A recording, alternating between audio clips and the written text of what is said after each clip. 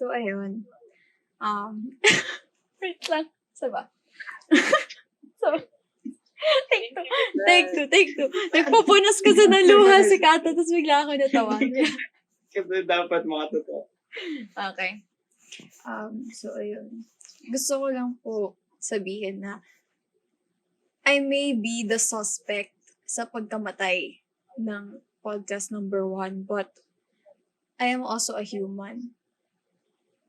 And I am also deserving of happiness. Mahal na mahal ko yung podcast na yun, pero I guess this is it. I guess this is the extent. I can't even speak. Someone take over. Hindi ko kaya. Stop. Hindi man lang nabigyan ng pagkakataon yung podcast na masilayan ng iba, marinig ng iba. Yun. Sorry. Hindi ko kaya kasi alam mo yun, may buhay yun eh. May sabi ko where seems to see it, be taken away from us. Too young, too soon. Hindi pa nagkakaroon ng viewers, hindi pa nagkakaroon ng sponsors, and then this tragedy. So, ayun lang. Naiyak ko. Nandun talaga ako nung namatay si podcast 1. Sinubukan ko siyang buhayin. Sinubukan ko siyang hanapin. Kasi hindi ko na siya makahanap. Ginawa ko lang lahat, pero hindi kaya. But I tried my best. Kaya, yun. If podcast 1 is not with us right now. And so, guys, if you don't know, unfortunately, podcast 1 has passed away. If you guys follow us on Twitter, which you guys should kasi kaka 100 followers lang namin, at content na naman on Twitter, we posted there na we were supposed to upload our first podcast. Tapos na-delete ko. Na-delete ko na. Ano yung specific na sinend mo tayo? Gusto ko malaman ng viewers kung ano yung sinend mo nun. Kamsas. So I said, don't get mad. Naglilinis ako ng files sa laptop. Tapos na-delete ko lahat ng OBS recordings. I'm sorry. I mean, it has been like viral sa internet community for the past few days. Stock yung rapper. Wala na, never mind. Namatay yung joke tulad ng podcast. Respect mo naman Speaking of dead podcast, today we'll be talking about our dead selves, our dead past selves. Our topic for today is childhood selves versus current selves. Yay! Segue. Since this is our first podcast, mag-introduce kami muna. So, we're only 3 out of all of the members of content na naman. Medyo madami-dami kami. So, you're gonna see more of us. But start na ako. I'm Camille. I'm a DLSU student. I'm legal management. And I am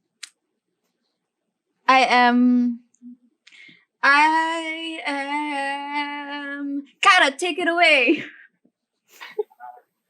Hi guys, I'm Cata, UP Dalaman student, BA Political Science freshman, and I am not Mark Ortiz. Mark Ortiz, who are you? Student, I am Mark Ortiz. I am the Bachelor of Computer Science in Royal and Pontifical Catholic University of Santa Tomas. Ano pangalan mo? And I am not relevant kaya wag niyo kayo para. Anyway, Cams, ano yung gagawin natin na yun? So medyo exciting to kasi it's our first podcast. I mean, not that I deleted the last one. Let's just act like that podcast doesn't exist. Pero Forget that didn't happen. Last week did not exist. Yeah, basically, explain ko lang, we're recording kind of late. It is kind of dark. If you are watching sa YouTube, if you're listening to this podcast on YouTube, or if you're listening on Spotify, explain namin. Si Cata has like a red-ish vibe, very soft boy vibe sa room niya right now. I have like a very euphoria purple vibe. Tapos si Ortiz, I am poor. Cemento vibe. I support the working class. Kasi, kaya ganito. we stand variety. You have nothing to lose but your pain. Yes. So, ayun, late kami nag-record kasi college students na kami. So, dati hindi naman kami ganito kasipag mag-aral. Sa totoo lang, ako nung LM, hindi ako masipag mag-aral. So, yun nga, i-compare namin yung sarili namin before sa ngayon. Yeah. So, syempre, dahil pa-cool ako, gusto ko mauna. Diba? Gusto ko mauna. Classic. So, Yung may pag-uusapan, may pagiging pakul mo. yes. Yes. Ganda ng segue na yun. Galing. Professional. Podcaster Galing. pala to eh. Idol niya si Jim and Sab. Jim and Sab, baka naman. Please sponsor Kami us. lang na. Linya, please. For me lang. Gusto ko maging guest nyo. I mean, kung gusto niya na naman ng mga guest dyan, si Cata na bulunan. Sorry, nagkakape kasi ako, nag-joke. So, Um, kung ganun, Brad, nakakamatay yung biro ko.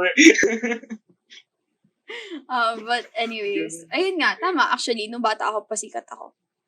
It's it. That's all I have to say. Kasi naman, I came from a conservative Chinese school. And nanood ako ng madaming Disney tsaka Nickelodeon nung bata ako. Which, I wish I didn't. Kasi na-influence niya a lot, like how I perceived school. Kasi di ba may mga cool kids, tapos may mga not so cool kids. Isa ako dun sa mga not so cool kids.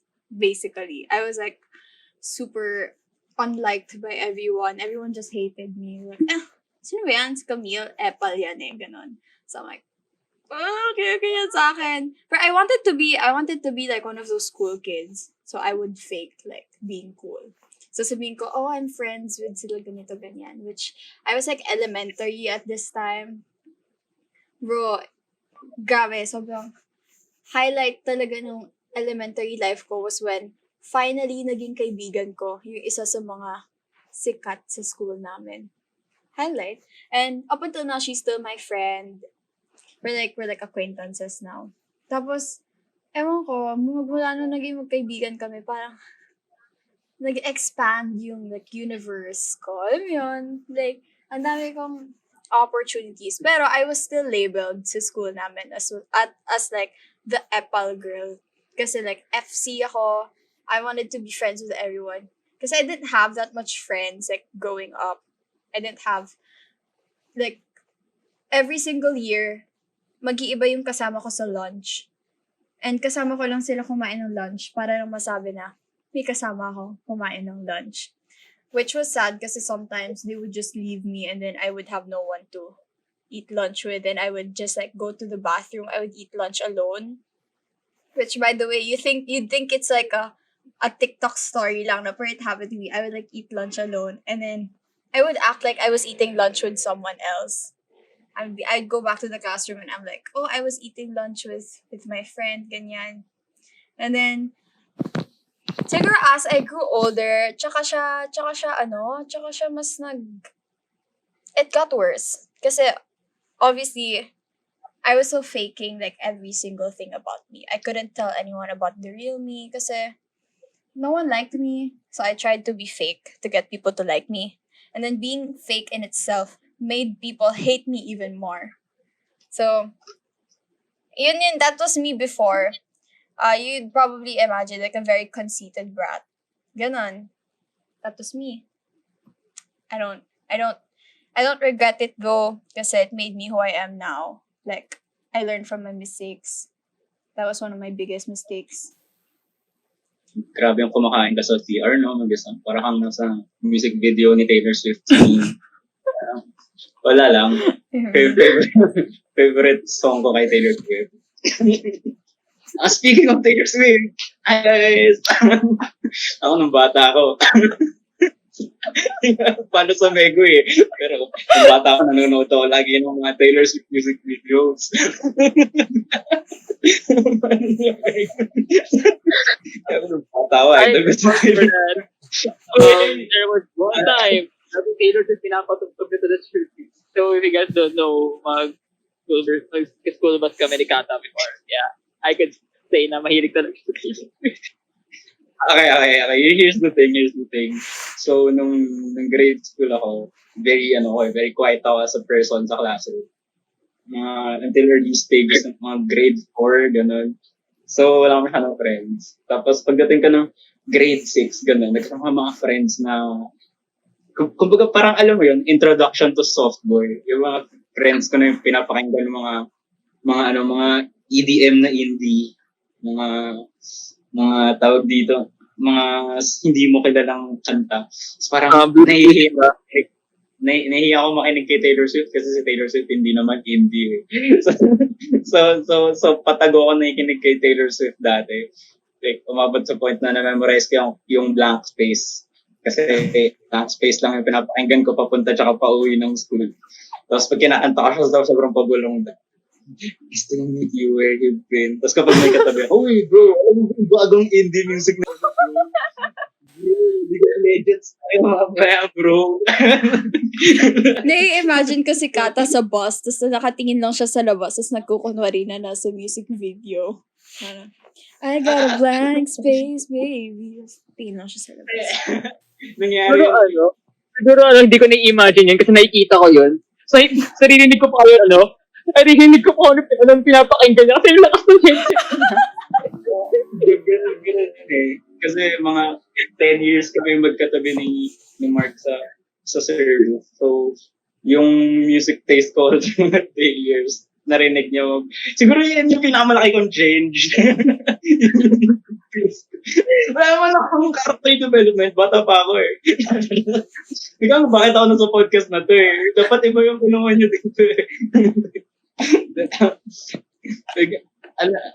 ano naman, character development wise, dati very people pleaser ako. Tapos, na-realize ko na nakatamad mo yung people pleaser, dapat Cata pleaser ako.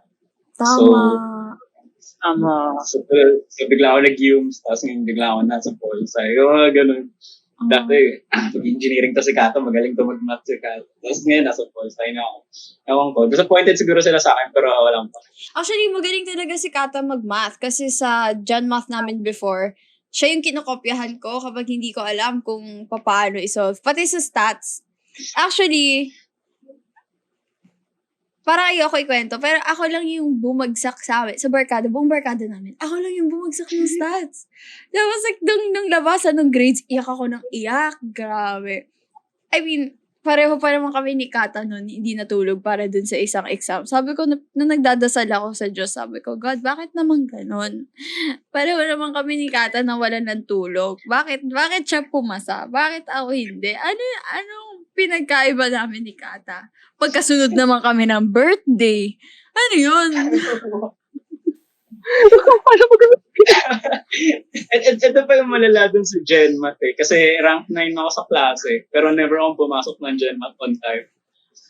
Oh my God. Like, pasok ako sa top 10 pero never akong pumasok bago yung pro. Yung pinaka-late ko is nagbubura na ng sinulat si sir. Tsaka pala ako pumasok. So, hindi ko alam kung ano.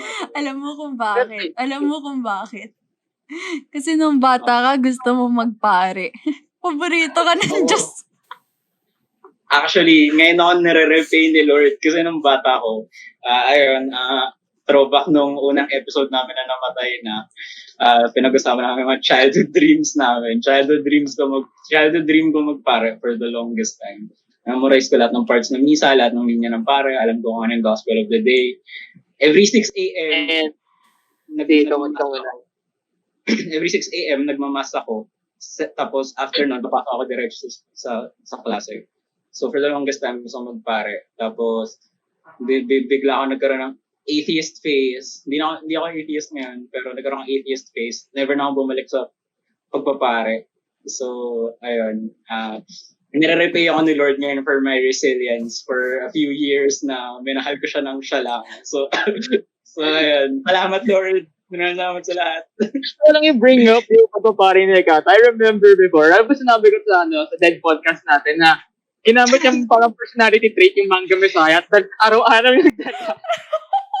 Araw-araw binabala sa service. Sabi, ay, nagtatapos. Hindi mo natatapos yan. At araw-araw mo dala yan. I think he kept it up for 6 months. Nasa akin pa yung kopya. Sige lang, magsalita ka lang, kukunin ko.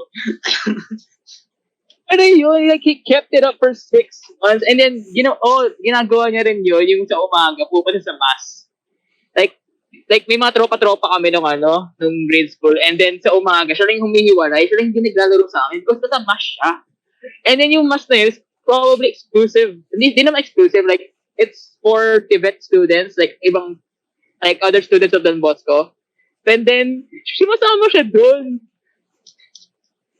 Cata, meron ako niyan! Meron ako niyan! Manga Messiah! Nakikinig lang sa audio. Ito yung manga messiah. Pinapakita ko yung manga messiah. May pangalan ko po sa ilalim. So, akin na ito.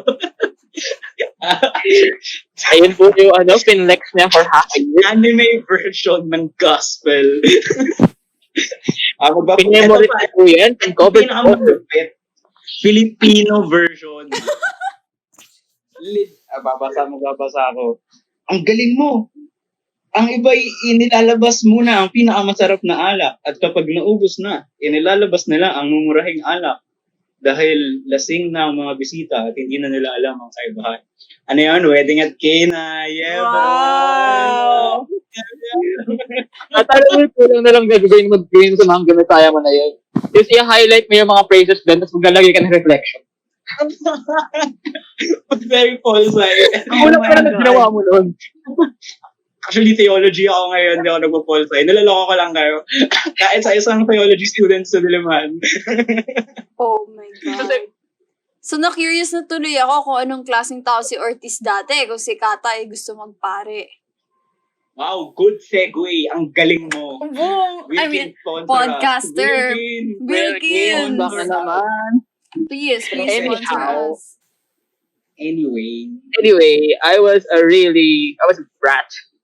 Like, I was so addicted to computer games dati na I actually forgot about my studies for a long while until grade 8. Seriously. Kasi sobrang addict ko sa computer games. Like, katagal ba? Wala na ako sa pag-aaral. Like, basta laro. Okay lang, magiging pro ka.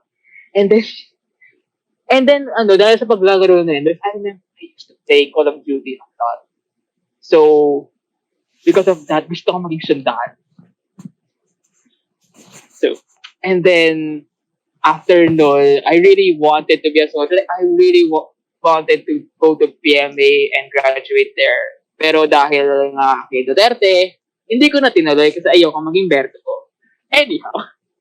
Pero yun. bro, trigger warning sa D-word. Ay, sorry. D-word. Sorry. Traumatized ako sa pangalan na yun eh. Pero yun, as I said, I used to be a very bratty child, probably until now. And siguro siguro sinabi ko kanina natamad ako. Pero there's this other thing about me. I used to be so introverted. And same thing kay Cams, I used to be a people pleaser because noong grade 4 or simula ng grade 5, grade 8, sobrang papansin ko sa class. Like everything sinasabi ng teacher, like the side comment ako na yung buong class nag-uwe. Like, alam niyo, pakiramdam na yun. And I really wanted to change that. So, I really tried to be cool. I tried to join some other people. Pero, it didn't work. On grade 9, it didn't work. So, I just joined someone else, like, my friends now. Pero yun, I used to be so ganun. Like, Yeah. I feel like that's the worst feeling. Ewan ko kasi the more na parang you grow up, you reflect on yourself and tas parang nawala siya. Sa mga Nasaktan siya sa mga sinabi niya. nag-rage quit. Podcast, but I rage quit. Bihira lang kasi siya maging vulnerable ngayon lang to. Actually, therapy session niya to. Hindi talaga kami mag-podcast. Hindi namin to i-post, actually. Utos lang to ng therapist niya Kasi hindi nila afford. Mahal-mahal ng therapy. Ito na, podcast na lang. Ito na. Kami na. Joke lang yan, please. For the record, nagbibiro lang kami. Opo. Baka tumakbo akong senador, huwag niyang gamitin ng black prop sa akin. So, ayun, gusto ko sabihin niya. Pero I mean, sige, pag-usapan natin yung sinabi ni Ortiz. Ganon din ako before. It's the worst feeling. And feeling ko, dinala ko siya until grade 11. Feeling ko, kahit pa parang na-experience mo yun eh. Kasi fresh pa ako nun galing sa luma akong school. So, na-experience mo ba yung personality ko nun? Share ko lang sa podcast, may isang beses, best friend ko siya ngayon, si Cathy. Nasa content na naman din yun. So, nagkasakit siya. Nagka-measles siya. Pagbalik niya ng school, sabi ko sa kanya, bakit ka nawala? Bakit ka nawala ng matagal? Sabi niya sa akin, Cams, nagka-measles ako. Tapos sabi ko sa kanya, ew! So, ew! Tapos si Cathy was like, what? Tapos I walked away. I just walked away after I said ew. Like, hindi man, Hello. Hi. Okay, guys. So, nagkaroon ng Welcome onting... back. Yes. Wow! Welcome back. Nagkaroon Our kami Discord passed away. We're sorry. Yeah.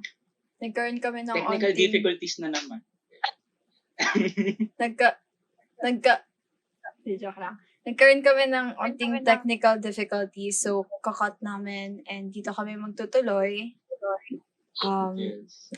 Feeling ko tatapusin ko muna yung kwento ko tapos ibabalik ko kay Ortiz kasi nagsasalita siya.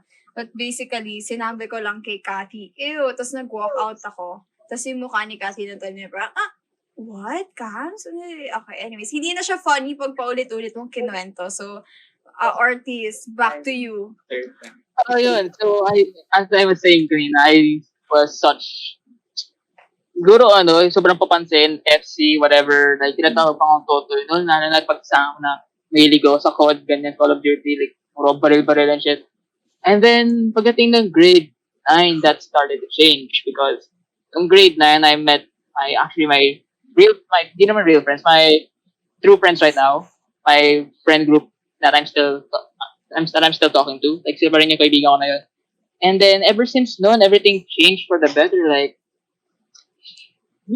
everything changed for the better. Like, yung pagka-FC ko, biglang nawala, I started to not give a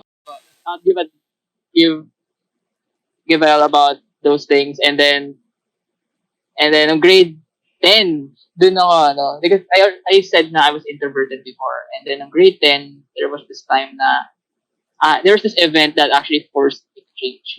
Probably won't go that in depth on it. It was an interaction with another school, and then there was this time na I was supposed to introduce myself, and then I think this is the biggest turning point of my life, because because during that time I was the last person to introduce myself in front of two classes, my class and the other class, in the class that we were interacting with. And then the host said, just say something unique about yourself. What do you want to be? Ganun. Say something, pakilala ka. And I was like, okay, papakilala. I'll say something. And then I said, hello, my name is Mark Gabriel Ortiz. Future Air Force.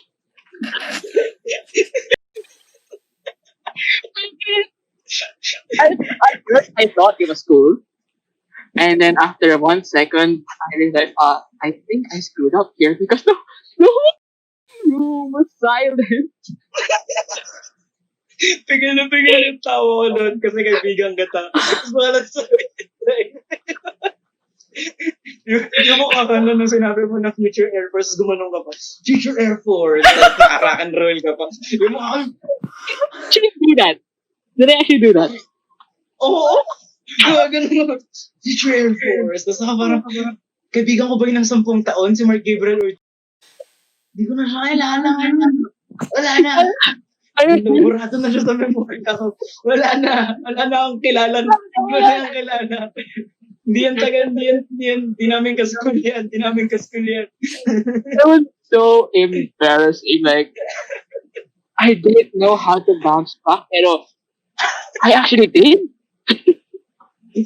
Everyone was surprised. I actually did. I met friends there because I said na ano, I said it was a meme like, "Oh, you need to try." It's like, yeah, I was an idiot. Like ganun lang, and I actually met a couple of friends. Pero yun. And ever since noon, I started to be more open with other people. Like hindi na ako ganun ka-introverted now.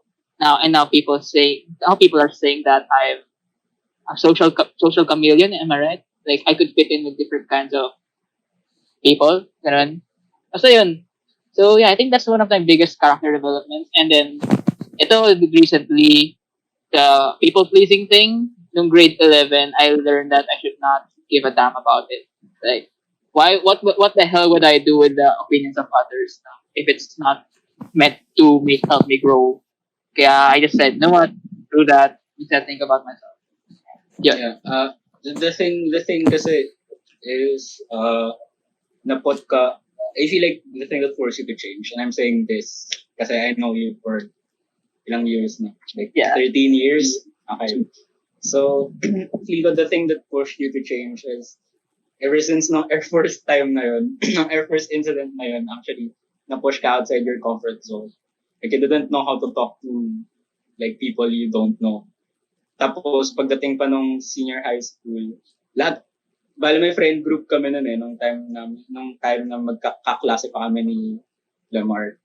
Tapos, lahat kami lumipat ng school except kay Mark. So, siya lang naiwan sa naming school. Loyalty So, award. Loyalty award. No, wala rin namang graduation dahil sa quarantine. So, sayo ng buhay. Sayang lang din. Pero yun, like, kung lahat ng, kumbaga, safety net mo biglang lumipat, I could imagine na kailangan mo talaga mag-adjust. And like, para sa akin, yun yung naging ano natin, tatlo for me. Napansin ko na yung biggest changes natin lahat was nung grade 11, yung time na lumipat tayo or naiwan tayo. Kasi parang, new environment in a way, kahit na, ayun nga, smart hindi lumipat, yung mga kasama niya nagbago. So, forced us to change, and good thing na it's good now. Kasi, like, for example, ako, yung change ko to grade 11 was pretty bad. Alam niyo yun, alcoholism, yeah. Alcoholism. I mean, we all have that kind of vices ever Yeah. since then. Except Yeah, I think for Cams, do you actually have? No, I'm nice. I recall BS. So, The thing with me kasi at that time was, parang naging way siya to escape change. In a way, like, hindi ko mag-grasp yung reality na iba na talaga yung kung paano ako mag-aaral, paano ako magiging ibang tao. So, parang naging comfort zone kasi na pag may amat ako, wala akong pakikita sino kasama. I feel So, like, I feel like Cata didn't want to embrace the fact na things were changing. And he was like, wala akong pake sa mga tao na to. Hindi ko sila gusto. Until that one time sa stats na yung barkada namin, wala ako nun. But they were crying and then Cata was like, mahal ko pala sila. May pake pala ako sa kanila. Ganun. Yeah. Kasi the thing is, back in my old school, I was stuck in my own bubble with a lot of achievements with minimal effort. So like, wala talaga akong ina-effort lahat na nakukuha ko. So sabi ko, okay, that's good. Tapos lumipat ako, tapos I realized it was nothing. Like, mas mayaman yung mga kaklase ko, mas matatalino yung mga kaklase ko, mas malapit yung bahay ng mga kaklase ko sa school ko, mas madali commute nila sa akin, yung mga ganun. So parang, anong gagawin ko? Alikabok ako dito. So sabi ko, wala akong pakialam sa kanila. Kung kinaya ko dati, kakayanin ko ngayon. And then nakita ko yung mga tao na umiiyak ng stats kasi terror prof. Umiyak sila sa stats. Sabi ko, okay, sige na nga. Just this one night, may pake ako sa kanila. Tapos yun, nagkapake na ako sa kanila for the end of eternity. and here we are now. Tapos ngayon, Hindi nagpo-podcast mo na. po yung podcast na to kung di nangyari yung night na yun. I mean, speaking of like friendship, even ako, same kay Kata, nung nag-DLS ako, tsaka din nag-iba yung like perspective ko on friendship. Actually, nililabel ko yung paniniwala ko sa friendship as destructive type. Alam mo yung naniniwala ako na kapag magkaibigan kayo, it's okay na nagsasakit lang kayo. It's okay na you guys are like fighting with each other, ganun. Yun yung naano ko before. Pero nung pumunta ako ng DLS, yun, nung naging kaibigan ko sila Cata, sila Kathy, dun ko na-experience yung first type of like actual friendship, like real friendship. You guys don't fight. You guys don't cancel each other. Kapag may ginawang mali yung isa, you tell them like what they did wrong and what they can do to change that and what they can do to improve. And honestly, that made just like every single friendship na I've ever had, like after that, it was all just like super healthy friendships. Tsaka hindi na ako naging hindi na ako naging FC. Dun siya nag-stop.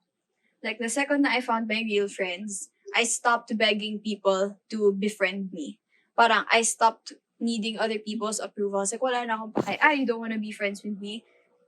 Okay lang, like I don't need you in my life. I have them. Ano mo yun, dun siya nag-start. Parang, bakit ko sa'yo kung ayaw mo akong kaibiganin? Like, andito sila Kata, andito sila Kathy, they want to be my friend. So, bakit kita hahabulin? Parang, alam mo yun, yun yung naging mindset ko.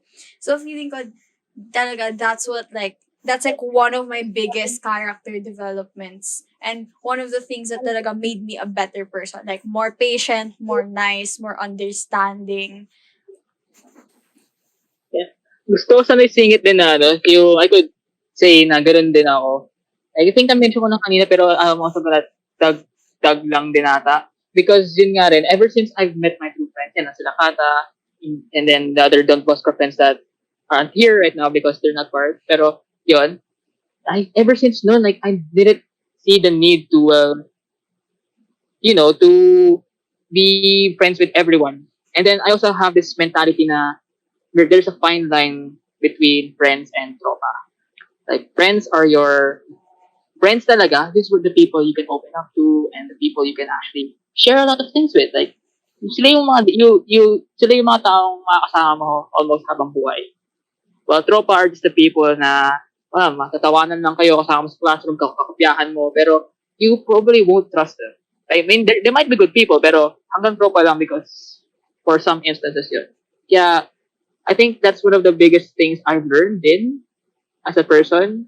Kaya na yun, I don't care about pleasing everyone. Siguro may mga tropa ako, pero I'm still glad that I have my friends to go to kasi kung mawala lahat, I have them naman. Kaya, yun. Kinikilig si And Kata yeah. Ito talaga. Sige na. Pwede na lumipat dito sa bahay. Pero if there was this one other thing that I've learned that siguro one of the biggest things I've learned is siguro just being a better guy in general because if you don't know, I came from an all-boys school and all-boys school, well, there's a lot of whack stuff going on in there. And yeah, I used to be one of those misogynist guys, like yung mga may bawal na pick sa cellphone and actually thinks that it was cool. And yeah, for some part of my life, I used to be like that. Like, pag may definition naman ng pagiging, sorry, Cams. Mental trash. Basura. I think I'm gonna go more in depth pag ganun yung topic, no? Pero I'm gonna try to be as vague as possible. But hindi pa as vague, as simple as possible. Like, I used to be that guy. And then, siguro I learned na it's bad nung I decided to branch out from different kinds of people, from different kinds of perspectives. Yeah, now I'm not condoning those, and I hate it when I see people doing it and think it's cool. Like, dude, what the? Hindi siya cool. Yeah. Like, yung babae na sasaktan dito, tatawanan mo lang or something. Like, you think they think that it's a personality trait, gano'n. Pero no! Gigil ako. Anyway, yun. Yeah. ako at for school. 10 years ako panggap na straight among estudyante niyo ako. So, like, ultimate switcheroo. Napag-graduate ko, like, guys, I'm like, teatro. Oh my Teatro God! vibes. Speaking of, sobrang pangit ng humor ko dati. Nung nag-come out si Cata as bi, I made the worst joke sa Twitter. Like, grade 11 ako noon. Cata was like, okay guys, it's time for me to say it. I'm bisexual. Tapos nilagay niya yung periodic table. Element of bismuth. Yeah, element of Yeah. bismuth. I was like, buti metal ka, hindi ka plastic. Like, what Yeah. Oh my God! Comedy. I feel like when Kata was reading that, he was just like, bakit ko ba kinaibigan to? Bakit ko ba to Hindi kinakausap? na magkaibigan na ba kayo Gusto nun? ko yung life choices ko nung nabasa ko yun nun. You know what? Actually, FC ako kay Kata nun before. Kasi hindi pa ako nag-character development nun. Buti nga mahaba pasensya ni Kata sa akin. Sobrang FC ko sa kanya before. si Cams, kukunin na niya yung phone ko, tapos gagamitan na niya pang IG story. So, sa sobrang dalas niyang ginagamit, akala ng lahat ng mga klase ko dati, jowa ako si Cams. I remember that. Di ba?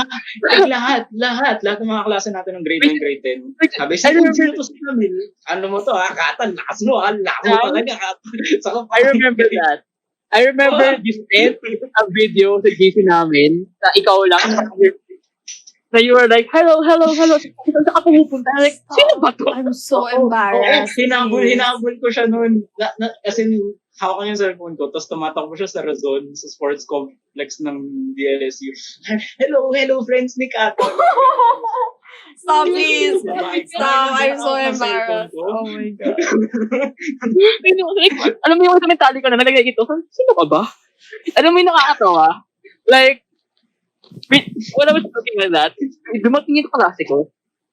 As imbes na si Cata pagbintangan ng hoy, sino yan? Ako yung pinagbintangan, sabi, hoy, sino yan? Grabe ko, Ortiz, malakas ka. Hindi sa akin. Guys, that was a dark part of my life. Hindi lang pala si Cata yung dinamay mo. I Ako yung- regret it. Hoy. Best memory ever. Hoy, yung friend request ko noon, punong-puno ng mga lalaking taga-DB. Like, every single guy. Don Bosco. And I'm just like, tapos nire-reject ko sila lahat. And then si Kata was like talking to me the week after. Kata was like, Kams, ang dami nagpapareto sa'yo. Pero dahil mahal kita, hindi kita irereto. Sabi niya sa akin. Alam na tawag ko yun natin nga. In a brother sister way. Oh, yeah. Kaya ba, yung outline natin. Oh, ito na. Highlights of our childhood. I think we mentioned that already, no? Ako hindi pa. May pinlano nga akong kwento dito eh. Kayo Kami naman. pinlano ka, may pinlano. Sorry. Scripted pala to eh, di ba alam? Sorry. Eto, guys. Kung mahal niyo ako, huwag niyo ako i-judge. First time ko magkaroon ng kaibigan. Grade 7 ako noon. First time din akong maaya sa isang birthday pool party. Di ba? First time. Pagdating namin sa pool party na yun, isa siyang pool party, tapos lahat ng kasama ko, mga tao na ayaw sa akin before. Like, ayaw nila sa akin before, tapos lately ko na sila naging kaibigan. So, like, sila yung mga nagsasabi na, sino mo yan? Yak apple, ganyan. Tapos, ayaw talaga nila sa akin before. Tapos, nag-picture kami. Nag-picture kaming tatlo. Eto, mga kaibigan ko yung isa. Tapos, nag-picture kaming tatlo. Pero nung time na yun, magkaibigan kami. Sana gets nyo yung kwento kahit magulo. Nag-picture kaming tatlo. Tapos, hindi siya sexy, gano'n, na photo. Alam mo yung mga trip-trip lang, ginagaya namin yung mga poster sa sa mga billboard, gano'n. Tapos ako, yung post ko nun, sorry sa mga Spotify listeners namin dyan, hindi nyo makikita. Ang posing ko nun, nakaganyan ako. Tapos may hawak akong pizza. Yan ako. Tapos di ba? Is it sexual? Tell me, is it sexual? Tell me. No? No. Gosh, kumalat siya sa Chinese schools and it was labeled the school name. Hindi ko nasasabihin yung name ng school ko before. was a school name, Sexy Pose. It was like there was like a hashtag for it and everything. And people from my school, they were recreating the photo and then they were using the hashtag. Hiyang-hiya ako sa sarili ko noon. I cried for so long. I was like, what did I do wrong? Lord, anong mali? And like, it was such a big thing na umabot sa parents namin. Up to the point where our parents actually nagbigay sila ng report sa office. Like, parents namin, kaming girls na nandun sa photo. And then, what was like most annoying about it was people from my school were actually attacking me sa Ask FM and they were like, well, maybe if you didn't take that photo, ganyan, ganyan. And they were like, you're so epa, you're so annoying, ganyan. Like, And I was a kid, so I didn't know better. I didn't know what to do. So I tried to ride with it. I was like, well, okay. If people think it's funny, then siguro it is funny. And I don't know, it traumatized me for the longest time. Like, that was, dinelete namin yung original photo, but still, for the longest time, that was like, what people remembered me for. They would talk to me, they were like, ikaw yung nandun, di ba? And I'm like, what? Tapos, I didn't even think na it was that big. I didn't think at first na umabot siya sa ibang schools, but then it did. Tapos, wala lang. It traumatized me. And keep in mind, yung mga gumagawa pa nun were like higher batches. So, they're supposed to be like more mature. But, they're not. So, yes. Sa podcast na to, I am calling you guys out.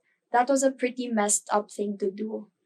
And, I hope you guys know na the consequences of your action. I was a grade 7 girl, yet depression isn't even like a light word to explain what I was going through at that time. I lost my friends and I had to go inside a room with a guidance counselor filled with girls who just hated me, girls who were bashing me, just to say at the end na I forgive you guys for doing such a horrible, horrible thing to me. And up until now, I still live with like trauma na it might happen again. It's the worst feeling in the world. And you know what? A lot of them are doing good. I just hope na they realize the weight of their actions and how wrong it was. And I hope na they don't do it to other people and na they're actually better people now. Yun lang. Gusto ko lang isingit na saktong-sakto yung topic natin is about character development. And I hope since then, nag-develop naman yung pagkatao niya because that shit is whack. Lala. Yeah. Sana talaga nagbago kayo kasi ang lala nun, promise. Marami kayo kung di ka nagbago. Ang tingin namin kayo. Harap namin kay Tulfo. Wala akong pakialam. Ano yung thoughts nyo on change and maturity? Cata, ikaw muna. Well, sobrang ano ko sa inyo for me it's never linear. Like, hindi siya isang diretsong path na pa-okay ka ng pa-okay. Nag-realize that kasi, my God, grade 11, compare mo ng achievements ko for the past 10 years before that. Sobrang ibang iba.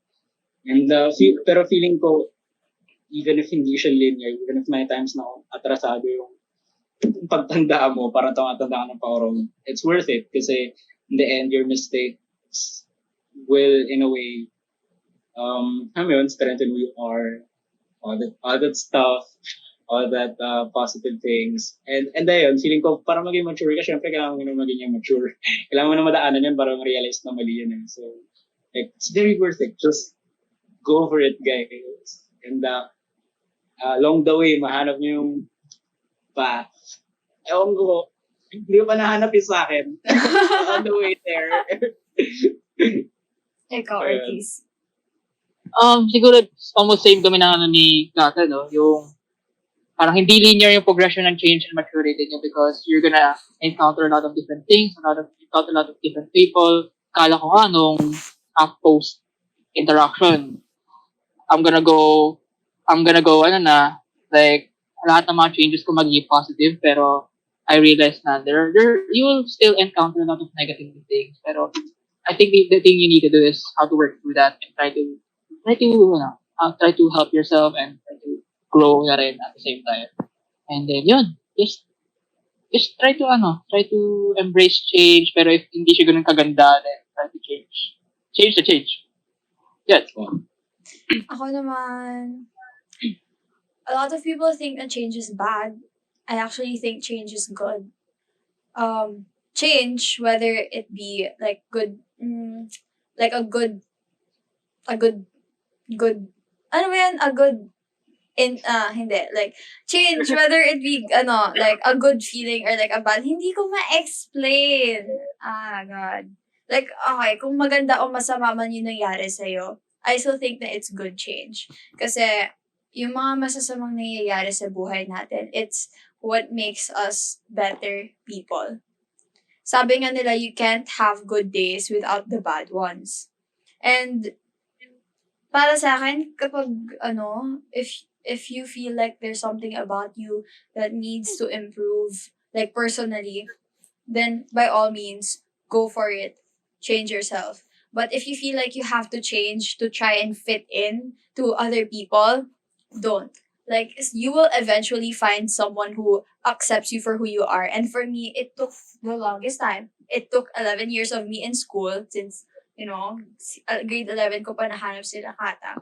So it's gonna take so much time, but eventually you will find them and they'll accept you and they'll make you better people. So don't try to change yourself to fit into other people kasi they might just not be the one for you. Try to, yun nga, parang yung sinabi ni Cata, don't be a people pleaser, but be a self pleaser. Be a Camille pleaser, a Cata pleaser, or an Ortiz pleaser, ganon. Like, just, kasi other people, you know what, they're going to, if they don't like you, hindi mo na mapapalitan yun eh. They're just going to look for different reasons to hate you. And I've experienced it personally. Akala mo okay na kayo, and then eventually they just find something they hate about you, even the little things. So, you know what? Don't waste your time on those people. Just look for the person who actually likes you. That's 1 minute. Yeah, That's one podcast. Yes. just don't give a damn about what other people say unless it's actually constructive criticism, no? Kasi malay mo binabasa ka. Pakinggan yung mga yan because they're just doing it for themselves na rin just to make them look better for themselves. Ganun. Kaya, unless na constructive criticism talaga siya from people that you trust, don't listen to that because yun, wala rin. They just hate you. Yeah. They're just Anyhow. jealous. They're just jealous. You know what? Tama.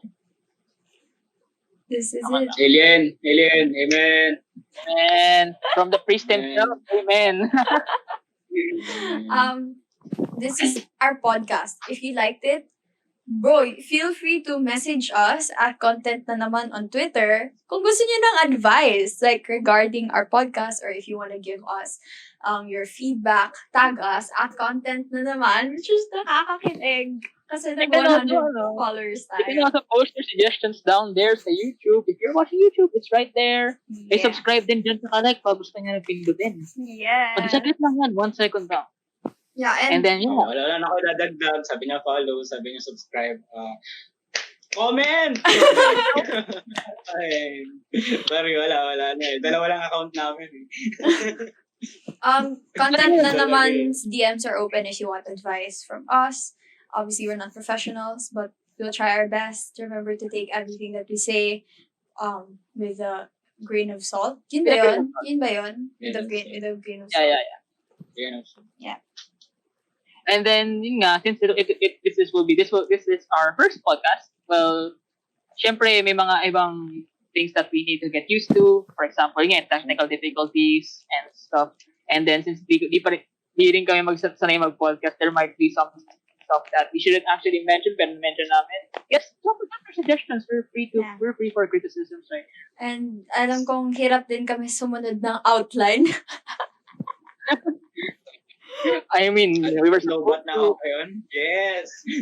we were Yes. supposed to limit ourselves in 30 minutes, pero I guess we're already reaching. Alright. Uy, seryoso? Hindi na to podcast, guys. Short film na to. Ay, talaga. Okay. Guys, we have to kami. end this na. This is nakalagay sa outline, gimmicky goodbye. Gimmicky goodbye. Suggest din kayo na gimmick. Bye. Wait lang.